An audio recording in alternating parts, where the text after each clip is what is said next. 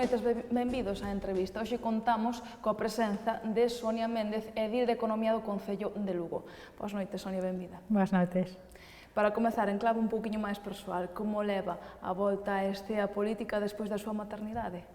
Bueno, pois ben, porque despois do permiso de maternidade, 16 semanas en prácticamente actividade, ainda que non desconecte de todo, apetecíame xa volver a traballar no Concello, retomar os proxectos tan importantes que temos de cara a fin de mandato, pois poñerme a traballar a carón dos meus compañeiros e dos lucenses nesto que é o que máis me gusta, que é levar a cabo iniciativas interesantes para a cidade de Lugo. En clave económica, que é a área que leva, anunciou que no 2012 o Concello rematou con un superávit de 4,8 millóns de euros, non? Sí, efectivamente, se pecharon as contas de 2012 e o resultado un ano máis é positivo. Ter superávit significa que gastamos menos do que ingresamos e, polo tanto, nos queda este remanente de aforros que quixéramos utilizar, como podemos utilizar este ano, máis de 2 millóns de euros para iniciativas interesantes, pero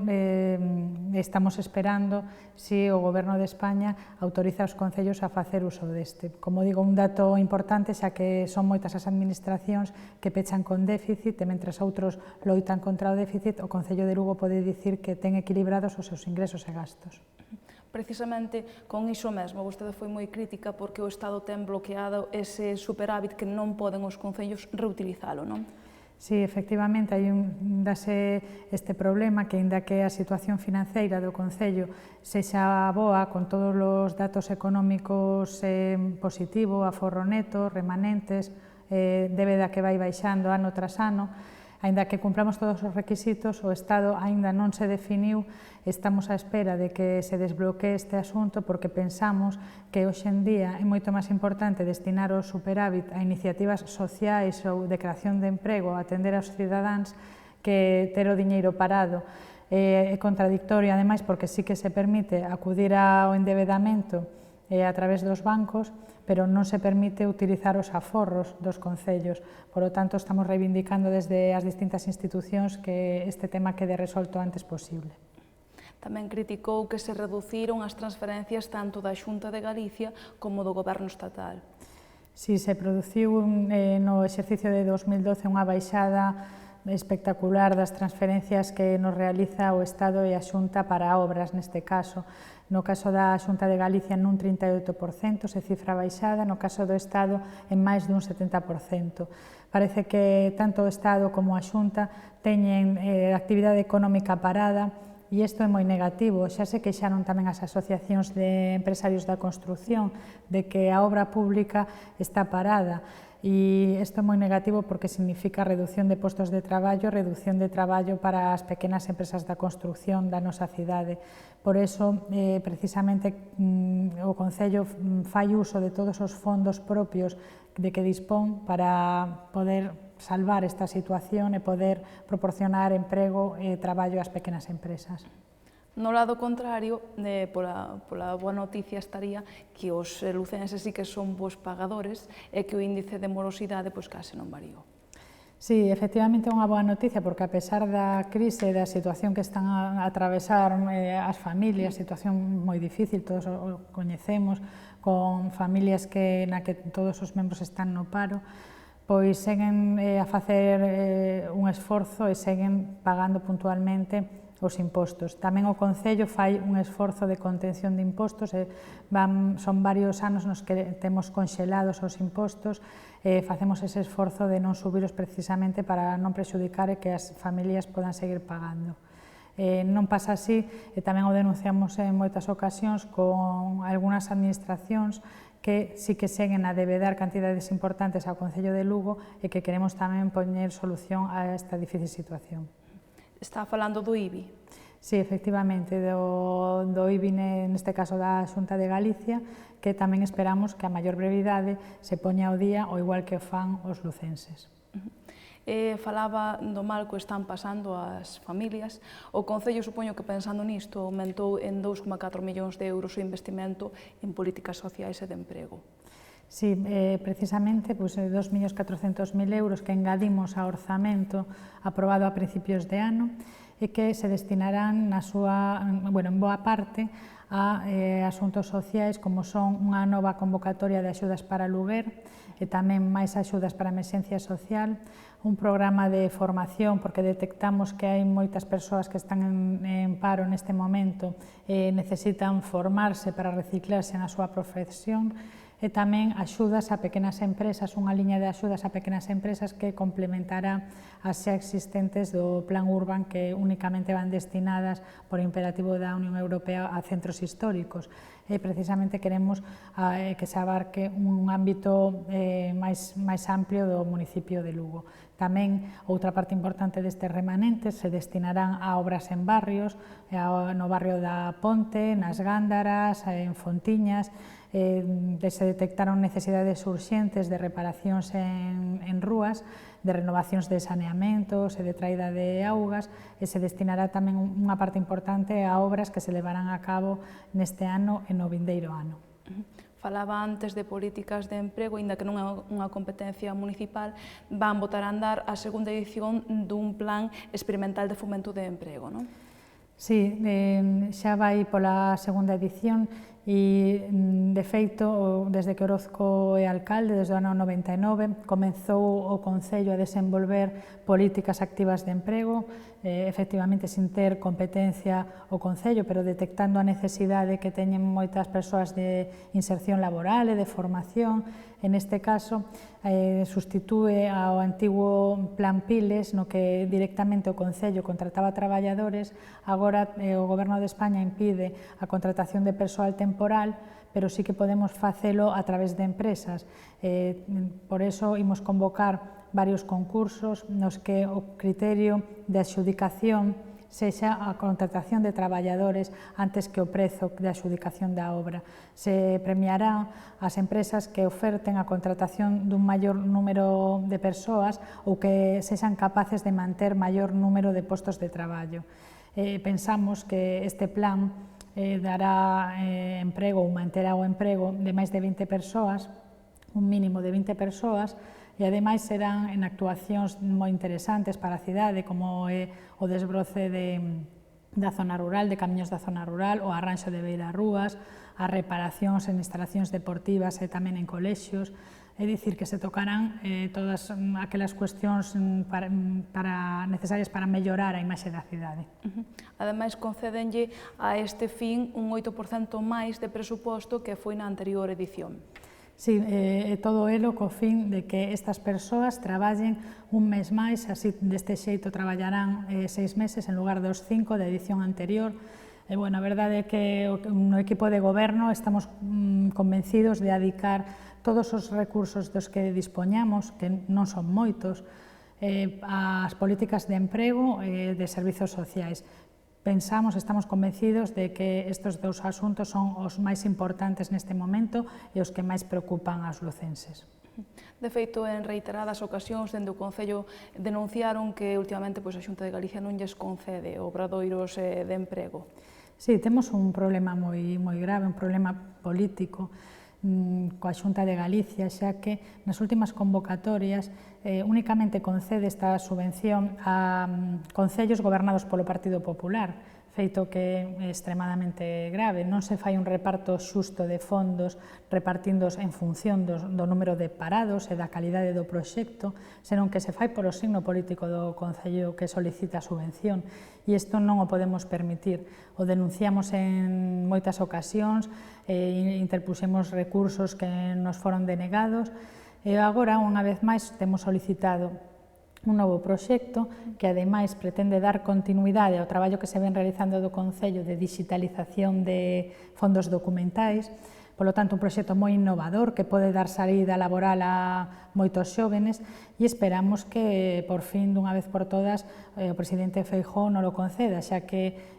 desde que el goberna Galicia, e xa hai uns anos, desgraciadamente non beneficiou o Concello de Lugo con esta axuda, a pesar de cumprir todos os requisitos para elo e de ter moitos máis parados polo volumen da poboación que outros concellos moi pequenos aos que sí que se lles concedeu. A pesar disso, dende o Concello sempre apostan pola formación, por exemplo, con programas como Lugo Qualitas, Lugo Emprego Activo, que tuvo 2 ou 3 edicións, non?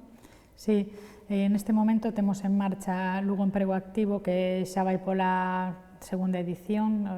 e que se iniciará unha segunda etapa. Se trata dun programa de formación e moi importante isto, de prácticas en empresas, que proporciona uns índices de inserción bastante elevados, tendo en conta a situación actual de que as empresas non están a contratar a persoal, pero sí que as empresas confían neste programa e na formación que reciben os alumnos e os alumnas, consideran que reciben unha boa formación e por eso, como digo, moitas resultan contratadas ao final do programa. Se dá preferencia a persoas que se atopan en situación de desemprego, pero ademais con algunha situación social problemática engadida, son estas persoas as que teñen preferencia neste programa. E tamén Lugo Qualitas, un programa moi innovador, que tamén vai pola terceira edición, me parece, e que neste caso participarán 30 mozos e mozas. En este caso se quere beneficiar a outro sector da mocidade moi prexudicado pola crise, como son os titulados universitarios. Neste caso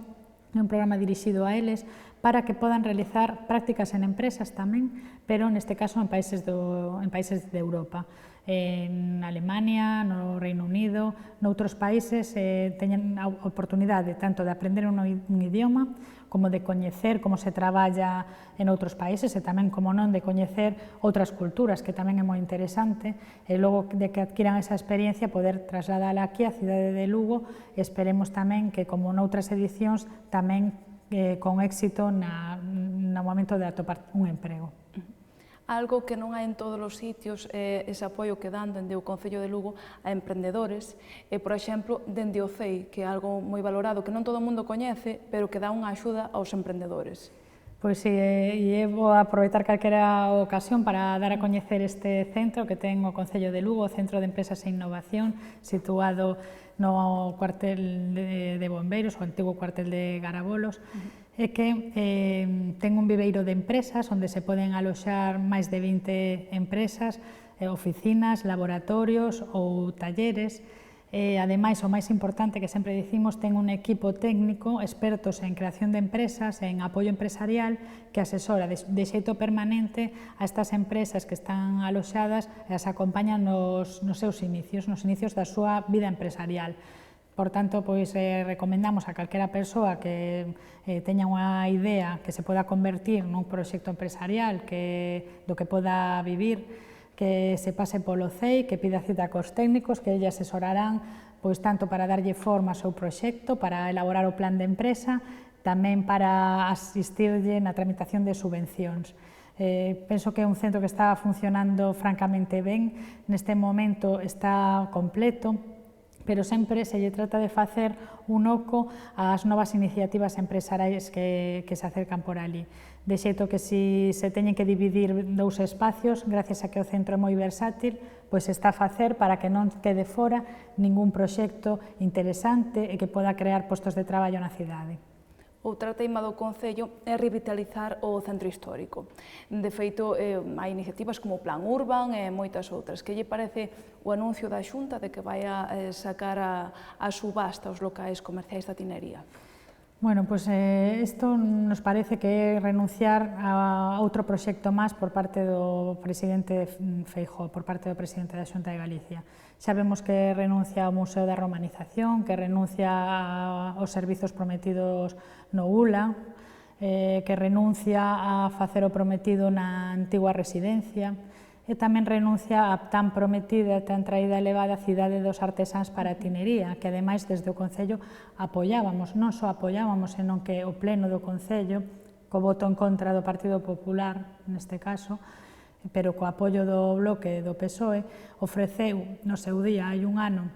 a Xunta de Galicia colaboración, incluso económica, a través do Plan Urban, para que se poidera levar efecto esa promesa que era do Partido Popular precisamente de Cidade dos Artesáns e de que os locais non se sacaran simplemente a subasta, senón que se tiveran esa condición ou ese plus de que foran destinados a artesáns, emprendedores, que lle daría, sen dúbida, moita vida e moita dinamización a esta zona, que é unha das zonas máis bonitas e máis emblemáticas do centro histórico de Lugo.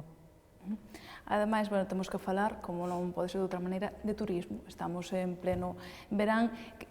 falando estes días coa Asociación Provincial de Hostaleiros, dinnos que a xente que nos visita se vai encantada coa cidade. Que datos teñen dende a Oficina Municipal de Turismo? Pois, bueno, o turismo, os datos de turismo desde o ano 99 é un cambio espectacular, xa que se chegou a cuadriplicar o número de visitantes. En Lugo non había turistas, e que eso podemos ver todos na máis a ir ao rededor da catedral, da muralla, e agora pois temos un importante número de visitas, de excursións, temos unha infraestructura turística con profesionais que fan visitas guiadas, e sobre todo que sí que valoran a calidade dos servizos que se lles prestan, da hostelería, do comercio, e por eso sí que Lugo sai moi ben valorada. Ademais, destacar que este verán temos novas instalacións museísticas impulsadas polo Concello, por exemplo, o Milo, Museo Interactivo, que xa está funcionando con moitas actividades e cada vez máis visitantes, porque ademais a Concelleira de Cultura, Carme Basadre, está conseguindo enchelo de actividades, todo elo contendo o máximo posible os costes, é dicir, facendo eficiente a política turística, e tamén en breve se reabrirá, se volverán a abrir as portas do Museo de San Roque gracias a un convenio de colaboración coa Consellería de Cultura, e tamén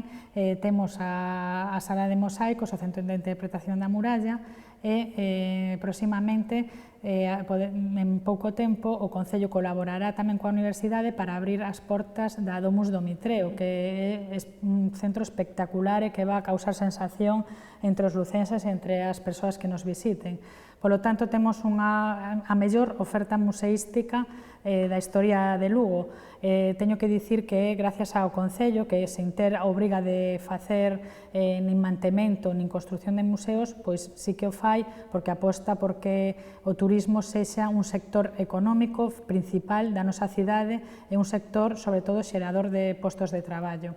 Así que seguiremos con esta aposta turística e, ademais, non quero esquecerme outra cuestión fundamental, que Lugo, aparte de ter esta oferta museística impresionante, tamén ten unha cousa que o fai único, eu diría, incluso no mundo, que son museos a pé de rúa, as ventás arqueolóxicas que temos na Praza de Santa María, na Praza de San Marcos, na Rúa Nova, e tamén temos en proxecto algunha máis que iremos avanzando nos próximos días, porque pensamos que ter museos na rúa, achádegos arqueolóxicos musealizados na rúa, pois é tamén un recurso turístico cultural extraordinario para a nosa cidade, moi ben valorado por nós, polos lucenses, pero tamén polos expertos que nos visitan, como se viu recentemente no Congreso de Mosaicos e como se viu ano pasado cando a Academia de Bellas Artes de Galicia concedeu unha distinción ao Concello de Lugo polo traballo desenvolvido na piscina de Santa María. Falaba da Domus do Mitreo, que se inaugurou fai nada e que están estudando un convenio, que é o USC, pero creo que xa teñen, anunciaron unhas xornadas de portas abertas para mentres non se estude ese convenio que o USC, pois que xa se poida visitar, non? Sí, nos parece fundamental que se abra dun xeito inmediato, e por eso a Concelleira de Cultura puxose a traballar desde o día seguinte da inauguración e conseguiu chegar a un acordo para que dun xeito inmediato xa se podan realizar estas xornadas de portas abertas e que todos os lucenses podan visitar a Domus do Mitreo, que, como digo, é espectacular. Tiven a sorte de poder asistir á inauguración e vaille encantar a todo o mundo. E nos pon a altura das cidades europeas con máis patrimonio cultural. Se falamos de actualidade, está, por desgracia da actualidade, o desaloxo da inquilina da casa número 7 de Paradai. Que avances hai nesta cuestión? Bueno, pois, sobre todo, o que nos preocupa é a situación desta persoa, desta muller, aínda que o Concello non é o propietario deste inmoble, senón que ten o seu propietario, pero, como sempre, cando hai unha persoa en situación social dificultosa, o Concello ten que acudir e ten que ofrecer solucións. A solución que lle atopamos é, por un lado, a recomendación de que o antes posible desaloxe o inmoble, xa que os técnicos arquitectos que visitaron este inmoble consideran que está en moi mal estado e que non é habitable, polo tanto debe desaloxar a súa vivenda, pero ao mesmo tempo ofrecerlle unha alternativa como son as axudas para o aluguer que ten o Concello, que ademais este ano triplicouse a cantidade destinada para este programa, precisamente porque, por desgracia, non é únicamente esta muller que ten problemas de vivenda, senón que hai moitas persoas que son vítimas dos desafiuzamentos dos bancos, persoas, familias que teñen dificultades para chegar a fin de mes e pagar os alugueres, e por eso o Concello pon a disposición axudas de emerxencia social e axudas para aluguer de vivendas. E isto é o que se lle ofreceu persoalmente a esta muller. Que lle parecen as críticas do Partido Popular que chegou a decir que o Concello puxera un pouco en perigo a vida desta muller? Pois son acusacións gratuitas e graves que simplemente buscan o titular. Lamento moito que o Partido Popular de Lugo sempre trate de torpedear iniciativas que ten a Xunta de Galicia gobernada polo Partido Popular en Lugo. Neste caso, quere frenar o Plan Paradai, tamén tratou de inmiscuirse no proxecto da tinería, sempre está poñendo trabas aos proxectos que poida ter a Xunta de Galicia en lugar de facer o que esperan que faga os lucenses, que é reivindicar da Xunta de Galicia que dunha vez por todas se poña en marcha outra vez o Plan Paradai e se finalicen as obras comprometidas. Xa para rematar, falando un pouco do Partido Socialista a nivel galego, abriuse o prazo para recabar avais para esas primarias do PSOE. Que lle parece que José Ramón Gómez Besteiro, actual presidente da Deputación, se postule como principal candidato? Pois moi ben, estou personalmente moi orgullosa de que un compañeiro da agrupación de Lugo se presente, e ademais teña tantos apoios non só en Lugo, senón en toda Galicia, unha persoa moi ben valorada, un político con moitas ganas, moita ilusión, e que nos está transmitindo ao resto de militantes esa ilusión e esas ganas de mellorar e de que en Galicia se pode facer algo mellor que o que temos agora co goberno do Partido Popular. Pois hasta aquí chegamos, non hai máis tempo. Moitas gracias, Sonia Méndez, por estar connosco. Gracias a vos, boa noite. E, como non, moitas grazas sobre todo a vostedes por seguirnos unha noite máis aquí en Telelugo. Que teñan moi boa noite.